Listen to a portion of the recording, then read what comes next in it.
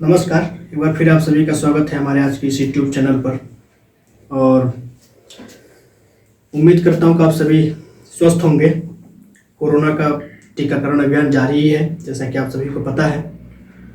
और आज के इस वीडियो में हम बात करने वाले हैं बीते दिन यानी कि गणतंत्र दिवस के दिन यानी कि 26 जनवरी को जो कुछ भी लाल किले पर हुआ वो देश के लिए बड़ा शर्मनाक भी था और उसके पीछे एक खौफनाक मंजर भी हमने बहुत सारे वीडियो में देखी है। भारत जब से स्वतंत्र हुआ तब से उसके बाद का हमें लगता है कि इतिहास में पहला मंजर होगा कि जब दिन होगा गणतंत्र दिवस का और बात होगी लाल किले की। अमूमन लाल किले की बात तभी की जाती है जब हम 15 अगस्त मनाते हैं। 15 अगस्त का दिन जो है लाल किले के लिए होता है और 26 जनवरी यानी गणतंत्र दिवस का दिन हमारे राजपथ के लिए होता है। लेकिन आजाद भारत के इतिहास में पहली बार था कि गणतंत्र दिवस के दिन राजपथ की परेड की बात ना कर करके हम उन खबरों को ज्यादा देख रहे थे जो हमारे लाल किले पर हो रही थी। लाल किले पर जो कुछ भी हुआ, मैं एक बार फिर कहता हूं, वो मंजर खौफनाक था और भारत के इतिहास में, आजाद भारत के इतिहास में पहली बार ऐसा मंजर हमने देखा था। अब उसमें उपद्रव किसने करी, कैसे उपद्रव आरंभ हुआ, दिल्ली की पुलिस उस समय कहां थी, दिल्ली की पुलिस क्या कर रही थी, दिल्ली की खुफिया तंत्र फेल क्यों हुआ, दिल्ली में बैठे गृह मंत्रालय वो कर क्या रहा था, ये सारे सवालों के जवाब अभी मिलने बाकी हैं। भारत की सभी जांच एजेंसियां अपना अपना काम करने शुरू कर दी हैं। बहुत सारे किसान नेताओं पर आपने न्यूज देखी होगी, खबर देखी होगी कि संगीन धाराओं में मुकदमा दर्ज कर दिया है। आज हम इस वीडियो में इन्हीं मुकदमों के बारे में बात करेंगे कि किन किन धाराओं पर, किन किन नेताओं पर, किसान नेताओं पर धाराएं लगाई गई हैं और उन धाराओं का मतलब क्या है। तो बीते दिन जैसा कि पहले बताया हूं कि वो खौफनाक मंजर पूरा देश, पूरा विश्व देखा। उस खौफनाक मंजर का कुछ ऐसा भी है कि 200 से ज्यादा उपद्रवी लोगों को गिरफ्तार किया गया है। करीब 20 से 30 एफआईआर किए जा चुके हैं और बाकी अभी और 30 से 40 एफआईआर लिखे जाने हैं। दिल्ली के जो कमिश्नर हैं इनका ये बयान है। करीब करीब 400 पुलिस वाले घायल हुए हैं, 428 बैरिकेड तोड़े गए, 30 से ज्यादा पीसीआर और पुलिस की जिप्सी तोड़ी गई। ये सारे खौफनाक मंजर दिल्ली ने एक बार फिर दोबारा देखा था। अभी करीब बीते 1 साल पहले ही सीएए आंदोलन के दौरान भी एक हिंसा हुई, दिल्ली फिर से लाल हुई, जली, खून से लाल हुई उनकी सड़कें। सीएए का आंदोलन था जो अभी बीते 1 साल पहले ही हुआ था। ये दूसरा मौका है, दूसरे से अगले ही साल नया साल आया और एक खौफनाक मंजर से फिर दिल्ली इस बार दहल उठी थी। क्या वजह है, अब पुलिस करती क्या है, खुफिया तंत्र कर क्या रही है कि इन खुफिया जानकारियां नहीं मिल पाती हैं। इंटेलिजेंस के ये फेल्योर कह सकते हैं। गृह मंत्रालय का ये जो किसानों के परेड कराने का जो ये फैसला था, इसको भी गलत ठहराया जा सकता है कि सरकार सब कुछ जानते हुए भी इनको जो है मंजूरी क्यों दी थी। इन सभी सवालों के जवाब आज इस वीडियो के थ्रू तलाशने की बात करेंगे, कोशिश करेंगे।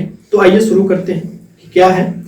2 महीने पहले से ही हमको पता है कि किसान जो है 3 बॉर्डर पर, दिल्ली के 3 बॉर्डरों पर बैठ करके किसान अपने नए कृषि कानून को लेकर के विरोध जता रहे थे। उनमें से पहला बॉर्डर जो था वो सिंधु बॉर्डर था, दूसरा था टिकरी बॉर्डर और तीसरा हमारा जो बॉर्डर था वो गाजीपुर का बॉर्डर था।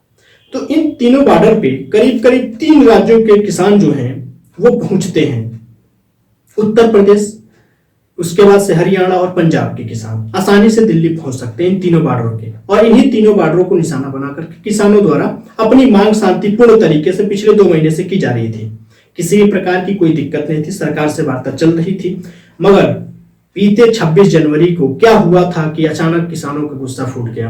किसान थे या नहीं थे, उनको उपद्रवी कहना ही ठीक रहेगा क्योंकि वो किसान तो ऐसा नहीं कर सकता, तो उनको मैं उपद्रवी तत्व कहता हूं कि वो उपद्रवी तत्व क्यों और कैसे उस किसानों की भीड़ में घुस गए और खुफिया तंत्र कर क्या रहा था, पुलिस उनको रोक क्यों नहीं पाई। तो इन सब चीजों का सवाल ढूंढता हूं। इन तीनों बॉर्डरों पर किसान 2 महीने से बैठे हैं। इन किसानों के सुरक्षा के लिए करीब करीब दिल्ली के 20,000 से ज्यादा पुलिसकर्मी रात दिन इनकी सहायता के लिए, इनकी सुरक्षा के लिए और इनको रोकने के लिए इन तीनों बॉर्डरों पर रात दिन यानी कि 24 घंटे उनकी ड्यूटी पर लगे हुए हैं 20,000 पुलिसकर्मी। तो ये रही कुछ बात कि पुलिस कर क्या रही थी और क्या कमियां रही। अब बात करते हैं कि किसान जो है दिल्ली परेड के लिए कैसे गए। तो जैसा कि हुआ ये कि ट्रैक्टर के परेड की साजिश रची गई, या फिर ट्रैक्टर परेड 26 जनवरी को ही किसान क्यों तय करना चाहते थे। पहली हिंसा कहां हुई थी इसकी बात करते हैं।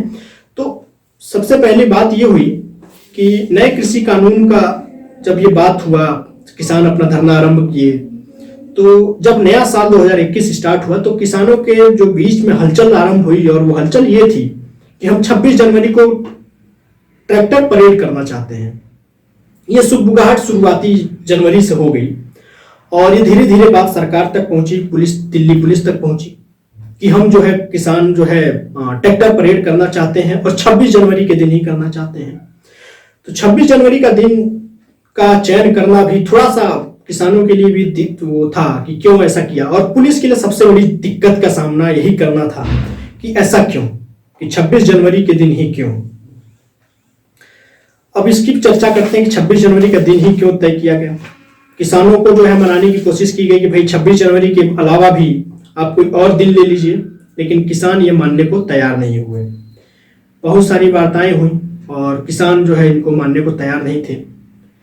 उसी 26 जनवरी के दिन हम सभी जानते हैं कि राजपथ पर हमारा गणतंत्र दिवस का परेड मनाया जाता है। तो पुलिस की जो टीमें होती हैं, करीब करीब दिल्ली में 90,000 पुलिस कर्मियों की भर्ती है। उन 90,000 में से करीब करीब 40,000 पुलिसकर्मी जो हैं वो दिल्ली की राजपथ की सुरक्षा में लगे होते हैं 26 जनवरी के दिन। तो मसला यही था कि दिल्ली पुलिस उस समय 40,000 दिल्ली पुलिस के जो पुलिसकर्मी थे वो राजपथ की ड्यूटी पे लगे थे, यानी कि 90,000 संख्या है और 40,000 राजपथ पर हैं, तो बचे 50,000। उन 50,000 में से मैंने पहले ही बताया था कि 20,000 जो है रात दिन की ड्यूटी जो है तीन बॉर्डरों पे कर रहे हैं, यानी कि टिकरी बॉर्डर और सिंधु गाजीपुर बॉर्डर, ये 3 बॉर्डरों पे कर रहे हैं। तो 40 और 20 60,000 बचे 30,000 पुलिसकर्मी। 30,000 पुलिसकर्मियों में से 10,000 पुलिसकर्मी वीवीआईपी सुरक्षा में लगे होते हैं, यानी कि किसी अधिकारी के साथ होते हैं या फिर किसी नेताओं के साथ होते हैं, और उनमें से 8 से 10,000 पुलिसकर्मी ऐसे होते हैं जो थानों में बैठ करके अपनी ड्यूटी को पूरा करते हैं। तो इन सभी को मिला दे तो 80,000 पुलिसकर्मी इन सभी चीजों में फंसे होते हैं, बचे 10,000 पुलिसकर्मी।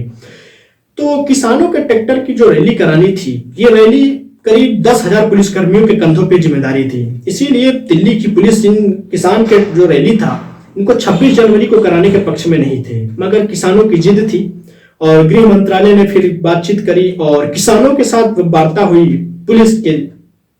तो किसानों से कहा गया कि ठीक है, आप परेड अगर उसी दिन करना चाहते हैं तो ठीक है, बट आप एक एनओसी साइन करिए, आप एक जो है संधि पर साइन करिए, और उसमें कुछ 37 उसमें नियम थे कि आप इनका ही पालन करके और उसमें आप परेड कर लें। किसान नेताओं ने अपनी हामी भरी और पुलिस ने इनको जो है इजाजत दी। उनमें कुछ ऐसे थे बात, जैसे कि आपको समय दिया गया था कि 11 बजे के बाद आप जो है ट्रैक्टर रैली निकालेंगे। एक बॉर्डर से करीब 5,000 ट्रैक्टर जाने की इजाजत थी, यानी कि तीनों बॉर्डर से करीब 15,000 ट्रैक्टरों की एंट्री दिल्ली में होनी थी, और उनका रूट सभी बॉर्डरों से तीनों बॉर्डरों का तय था। तो ये बात 25 तारीख की हुई पुलिस के और किसान नेताओं की। इस पे हामी भरा, पुलिस ने इजाजत दी, रूट बता दिया गया, मगर गड़बड़ी आरंभ हुई। पहली गड़बड़ी सिंधु बॉर्डर से। किसानों का समय था 11 बजे, मगर वो करीब 8:30 पौने 9 बजे के करीब उन्होंने ट्रैक्टर लेकर के दिल्ली में प्रवेश शुरू कर दिया। अब यहां पर पुलिस जो है इस पे मुस्तैद इसलिए नहीं थी, उन्हें पता था कि हमारे जो किसान भाई हैं वो 11 बजे परेड करेंगे, तब तक राजपथ की परेड खत्म हो जाएगी और वहां की पुलिस खाली हो जाएगी, तो उनको सुरक्षा में लगा दिया जाएगा। मगर किसानों ने 2.5 घंटे पहले ही अपने परेड आरंभ कर दी। अब यहां पर गड़बड़ी पहली हुई सिंधु बॉर्डर से। सिंधु बॉर्डर से जब किसान ट्रैक्टर लेकर के निकले तो वहां पर पहले झड़प हुई पुलिस वालों के साथ, जो वहां पे सुरक्षा में तैनात थे। इस वहां पे जब झड़प हुई तो पुलिस वालों के साथ कुछ उन्होंने झड़प करी और बैरिकेडिंग तोड़ करके आगे निकला। वहां से निकले और वो दिल्ली के अलग अलग रास्तों से छोटे छोटे टुकड़ों में दिल्ली में प्रवेश करना आरंभ कर दिया। अब यहाँ पे जब गड़बड़ी हुई सिंधु बॉर्डर पे, तो ये बात गाजीपुर बॉर्डर और टिकरी बॉर्डर पे पहुंची। तो वहां के भी किसान जो है अलग अलग जो है रास्ते चुन करके अंदर आना शुरू कर दिया। गाजीपुर बॉर्डर से जो है आईटीओ पहुंच गए, और आईटीओ पे ही जो है वो आंसू गैस और इन सब चीजों की जो हमने देखी टीवी पर मंजर, वहां पर पहला झड़प था और आईटीओ पर उनको रोकने की कोशिश की गई और वहां सफल भी हुआ गया। आईटीओ पर रोकने के बाद जब वहां पर लाठीचार्ज की गई और वहां पर गोले और आंसू गैस के गोले छोड़े गए तो किसान वहां से भागे और भागने का जो रास्ता चुना वो चुन लिया लाल किले की तरफ। अब यहां पर हुआ ये कि गाजीपुर बॉर्डर, टिकरी बॉर्डर और सिंधु बॉर्डर, ये यहाँ के किसान अलग अलग छोटे छोटे टुकड़ों में रास्तों से भटकते हुए, अपने जो उनका रूट था उनसे भटकते हुए सभी किसान जो है लाल किला पहुंच गए। और लाल किला पर जो हुआ वो आप देख ही रहे थे, वीडियो आपके सामने है और उसमें फोटो भी आपने देखी होगी। तिरंगे के समांतर जो है दूसरा धर्म विशेष झंडा लगाना, यह भी एक भारत के लिए अपमानजनक बात थी। कुछ लोग कह रहे हैं कि उन्होंने तिरंगा उतारा नहीं था और तिरंगा ऐसे ही शान से फहरा रहा है। अच्छी बात थी कि हमारा जो राष्ट्रीय ध्वज है वो शान से अभी भी फहरा रहा है और उसको किसी ने क्षति नहीं पहुंचाई, मगर यह भी गलत है कि उस तिरंगे के पैरेलल कोई दूसरा धर्म विशेष झंडा लगाना, वो भी लाल किले पर, उस जगह पर जहां से 15 अगस्त को प्रधानमंत्री हर साल 15 अगस्त को अपना ध्वजारोहण करते हैं। तो ये गलत बात थी। यहां पर झंडा लगाना ही भारत का अपमान, यानी कि लाल किले पर वो झंडा फहराना, अपना धर्म विशेष झंडा लगाना भारत का अपमान था। इस बात को लोगों को समझना चाहिए। हमारा तिरंगा आज भी वहीं ऊपर अपने लाल किले के प्राचीर से ऐसे ही फहर रहा है जैसे पहले था, मगर उसको किसी ने छुआ नहीं, अच्छी बात थी। मगर उस झंडे के पैरेलल यानी कि समांतर कोई दूसरा झंडा भी लगाना गलत है। इस बात को लोगों को मानना चाहिए। अब 24 जनवरी को एनओसी साइन हुआ, उसी दिन सभी रिपोर्ट आई भी थी और उसी दिन जो है हमारे दिल्ली पुलिस के कमिश्नर, उन्होंने जाकर के किसानों से कहा था कि उनके पास एक खुफिया रिपोर्ट आई है और उसमें दिया गया है कि पाकिस्तान के कुछ ट्विटर हैंडल से इन सभी चीजों की जानकारी हुई है कि आपका जो 26 जनवरी की परेड होगा उसमें कुछ उपद्रवी तत्वों को किसान बना करके एंट्री करा दी जाएगी, तो आपको सचेत रहना है। और किसानों ने इस पे हामी भर दी। तो भाई सबसे बड़ा सवाल दिल्ली पुलिस और यही उठता है कि जब आपको खुफिया जानकारी इस तरह की थी तो पहले तो आपको परेड की इजाजत नहीं देनी थी। अगर आपने इजाजत दी तो उन लोगों को पहचान करके पहले ही उस भीड़ से अलग कर देना चाहिए था।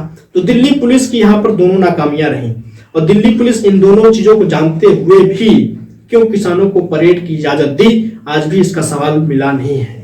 इन्हीं सवालों को दिल्ली की पुलिस को देना है और दिल्ली पुलिस इन सब सवालों का जवाब कब देती है और जांच कब पूरी होगी, इसकी जानकारी चल रही है। अब हम आगे बात करते हैं कि क्या और कौन कौन से धाराएं और किसके ऊपर धाराएं लगी हैं। तो कुछ किसान नेताओं के मैं नाम बताता हूं जो ज्यादा फेमस हैं और ज्यादा वार्तालाप में सरकार के साथ जुड़े रहे। तो सबसे पहले थे राकेश टिकैत, भारतीय किसान यूनियन के ये नेता हैं। दर्शन पाल बीकेयू क्रांतिकारी दर्शन पाल ग्रुप के। कुलवंत सिंह संधू जमहूरी किसान सभा पंजाब के हैं। बूटा सिंह भारतीय किसान सभा धकोड़ा। गुरनाम सिंह चड़ूनी भारतीय किसान यूनियन चड़ूनी। सतनाम सिंह पन्नू भारतीय किसान मजदूर संघर्ष समिति। योगेंद्र यादव स्वराज इंडिया, इनका भी नाम बड़ा तेजी से उठ रहा है। इस जो हिंसक बात हुई, जो कहानियां हिंसक हो रही थी, इसमें योगेंद्र यादव का नाम था। मेधा पाटेकर नर्मदा बचाओ आंदोलन। बीएन सिंह, जगतार सिंह बाजवा, तेजिंदर सिंह, ऋषिपाल सिंह, ये कुछ किसान नेता हैं जिनके ऊपर एफआईआर की गई। और भी हैं, सभी का नाम इस वीडियो में नहीं ले सकता क्योंकि वीडियो फिर लंबा खिंच जाएगा। अब बात करते कौन कौन सी संगीन धाराएं इनके ऊपर लगी हैं, वो धाराएं क्या हैं और उन धाराओं का मतलब क्या है। तो सबसे पहले धारा जो लगा है वो आईपीसी की धारा लगी है 147 147। उस धारे का मतलब है कि दंगा कराना या बलवा कराना। धारा 148 में हथियारों के साथ झगड़ा करना या दंगा फसाद कराना। 149 जो आईपीसी की धारा है उसमें है गैर कानूनी सभा आयोजित करना। धारा आईपीसी 152 में यानी 152 में है लोक सेवा पर हमला। उसके बाद धारा आईपीसी की 186 में लोक सेवा को काम में बाधा डालना। धारा आईपीसी की 188 में महामारी के निर्देशों का उल्लंघन, जैसा कि कोरोना काल में चल रहा है। और सबसे बड़ा जो इनके ऊपर जो संगीन आरोप लगे हैं वो है धारा 307। ये धारा है हत्या की साजिश की रचना करने के लिए। तो ये धाराएं जो उन पे लगी हैं किसानों के ऊपर, जिनके मैंने नाम बताए थे, तो ये धाराएं उनके ऊपर लगी हुई हैं। और इन धाराओं की वजह से इन किसान नेताओं को जो है भेजे गए हैं कि नोटिस भेजी गई है और वो अपना नोटिस सरकार को अपना जवाब देंगे और इनकी गिरफ्तारी भी की जा सकती है। ये दिल्ली पुलिस को तय करना है कि क्या करेंगे। और उसके बाद से जो है कुछ किसान नेता जो है इस हिंसक आंदोलन का जो साजिश रचने की बात थी उसमें 3 लोगों का नाम दे रहे हैं, जैसे दीप सिंधु पंजाबी एक फेमस एक्टर है, और उसके बाद लखा सिधाना है, उसके बाद सरवन सिंह पंघेर। ये 3 लोग हैं जिनको किसान नेता यानी कि दीप सिंधु पर आरोप लग रहा है कि इन्होंने जो है हिंसक झड़प के लिए किसानों को उकसाया, और ये जो आरोप लगे हैं वो गुरनाम सिंह चड़ूनी और योगेंद्र यादव ने लगाए हैं। तो ये लोग आरोप लगा रहे हैं। और तो दिल्ली पुलिस से मेरे भी कुछ सवाल हैं, और उन सवालों के जवाब कब आते हैं इस पे मैं नजर बनाए हुआ हूं, और जैसे ही इन सवालों के जवाब आएंगे तब मैं अपने नए वीडियो के साथ आपको इन सभी सवालों के जवाब बताऊंगा। तो मेरा पहला सवाल दिल्ली पुलिस से है कि क्यों पुलिस बल का पुख्ता इंतजाम नहीं किया गया? जब उनको पता था किसान अपना ट्रैक्टर रैली करेंगे तो पुलिस ने पुख्ता इंतजाम क्यों नहीं किया? दूसरा सवाल है, क्या दिल्ली पुलिस को खुफिया तंत्र फेल हो गया है? सीएए आंदोलन के दौरान भी हमने यही देखा कि उनको जो है नहीं मिला। दूसरा सबसे बड़ा था, दिल्ली पुलिस को कोरोना महामारी के दौरान हमारे जो लोग तबलीगी जमात के लोग पकड़े गए, यहां भी खुफिया तंत्र फेल रहा। तीसरी घटना यह रही, बॉर्डर पर किसानों को रोकने के लिए पुख्ता इंतजाम क्यों नहीं थे? तीसरा सवाल है, क्यों खतरे को भांपते हुए सेंट्रल फोर्स नहीं मांगे गए? सबसे बड़ा सवाल यही है दिल्ली पुलिस से कि आपके पास जब फोर्स की कमी थी तो आप सेंट्रल से फोर्स ले सकते थे, बाकी टुकड़ियों को मंगा सकते थे आप, या दूसरे राज्यों की पुलिस की सहायता ले सकते थे, मगर यहां पर दिल्ली पुलिस ने किसी भी सवाल जो ऑप्शन थे इनसे कोई भी उत्तर तलाशने की कोशिश नहीं करी। तो ये मेरे सवाल थे।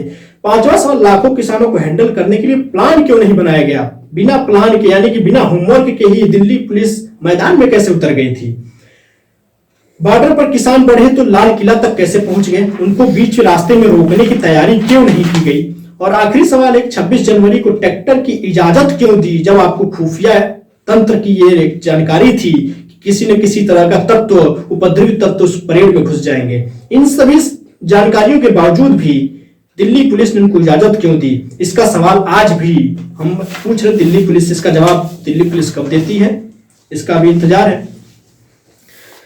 उसके बाद एक बात करेंगे इस वीडियो में, और इस वीडियो का सबसे महत्वपूर्ण अहम बात यही होगा, आपने सभी ने एक फोटो देखा होगा कि एक लाल पगड़ी पहने नौजवान 23-24 साल का लड़का लाल किले की प्राचीर पर चढ़ के और उस पोल पर या उस खंभे को कहें जहां पर प्रधानमंत्री झंडा फहराते हैं 15 अगस्त को, उस पर एक धर्म विशेष झंडा लगा देता है। आज उस लड़के की बात करेंगे कि वो लड़का कौन है और कहां का रहने वाला है। तो लाल पगड़ी पहने अपने हाथों में धर्म विशेष झंडा लिए और लाल किले की प्राचीर पर चढ़कर और अपना धर्म विशेष झंडा लगाने वाला वो लड़का पंजाब के एक गांव का रहने वाला है, और उस गांव का नाम था, गांव का जिले का नाम है तरनाल जिला, पंजाब का रहने वाला है। उस लड़के का नाम है जुगराज सिंह। जुगराज का जो घर है उसके घर पे पुलिस छापेमारी कर रही है, मगर उसके पापा और मम्मी यानी कि माता पिता भी उसके गायब हैं और जुगराज खुद गायब है। मगर सबसे दुखद बात है कि उसके पुलिस के सवालों के जवाब देने के लिए उसके बूढ़े दादी और दादाजी घर पर बचे हुए हैं, तो पुलिस उनसे पूछताछ करके और चली जाती है। गांव के लोगों से बात की, बीबीसी की एक रिपोर्ट आई, उसमें बीबीसी के रिपोर्टर्स ने ये बताया है कि उन गांव के लोगों का कहना है कि जुगराज जो है एक नेक लड़का है, होशियार है, होनहार है, और कभी किसी तरह का कोई शिकायत का मौका उसने नहीं दिया था। लोगों का कहना है कि किसी के बहकावे में आकर के उसने गलती करी और उसने इस गलती के अंजाम को नहीं सोचा।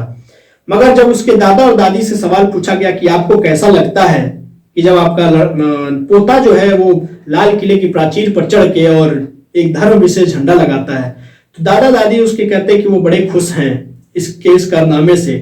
ये बीबीसी की रिपोर्ट है और उसी के हवाले में ये बात बता रहा हूं कि उसके दादा दादी खुश हैं, उसके गांव के लोग कुछ खुश हैं कि इस झंडे फहराने को लेकर के, धर्म विशेष झंडा लगाने को लेकर के। दादा दादी उसके ये कहते हैं कि ये जो कुछ भी हुआ है वो मेहर दी, यानी कि उनके जो मेहर कहते हैं, यानी कि उनके भगवान की सब कृपा है, इसके वजह से वो हुआ। तो ये अच्छी छोटी सी कहानी, और किसान आंदोलन से हिंसक जो आंदोलन बना, लाल किले का प्राचीर शर्म से लाल हुआ है, ये सबको पता है। पुलिस कर्मियों को पर हमला, पुलिस कर्मियों ने भी लाठीचार्ज करी, कुछ अफवाहें न्यूज फैली जिसकी वजह से किसान और हिंसक हुए। उन अफवाहों न्यूज को फैलाने के चक्कर में इंडिया टुडे के राजदीप सरदेसाई और बाकी अन्य कई सारे पत्रकारों पर भी एफआईआर दर्ज हुए हैं। अब उनकी गिरफ्तारी होगी या नहीं होगी, इस पे दिल्ली पुलिस जांच कर रही है। उनका आरोप क्या, कैसे और कब लगेंगे, कब उनको पकड़ा जाएगा, दिल्ली पुलिस इस पे अपना कार्रवाई करेगी। हम भी नजर बनाए हैं। तो आज की कहानी बस इतना ही। फिर एक अगले संडे को मिलते हैं एक नई कहानी के साथ। और जो कुछ भी हुआ किसान आंदोलन में लेकर के वो दुखद था। हालांकि वो किसान नहीं थे जिन्होंने ये सब किया, किसान कभी ऐसा नहीं कर सकते, इस बात को मैं भी मानता हूँ। जो 2 महीने से किसान इस ठंडी और ठंडियों में बैठे थे बॉर्डर पे, वो कभी जब हिंसक नहीं हुए तो कैसे मान लिया जाए कि ये जो है किसान ही थे। मैं इनको किसान नहीं मानता, ये किसान थे ही नहीं। किसान जो भी थे वो बॉर्डर पे थे, उनकी मांग जायज थी या ना या जायज नहीं थी, इस पे सरकार विचार कर रही है। मैंने किसानों के बारे में पूरी जो किसान के 3 बिल है उस पर वीडियो बना रखी है, आपको उसका डिस्क्रिप्शन में मिल जाएगा लिंक, तो आप वहां से जाकर के देखिएगा कि क्या है 3 बिल, जिसकी वजह से इतना सब कुछ भी हंगामा और इस बिल में क्या ऐसा है, तो सारी जानकारी आपको उस वीडियो में मिल जाएगी। तो इजाजत दीजिएगा, फिर अगले संडे को मिलेंगे एक नए वीडियो के साथ। तब तक अपना और अपनों का ख्याल रखिएगा। जय हिंद।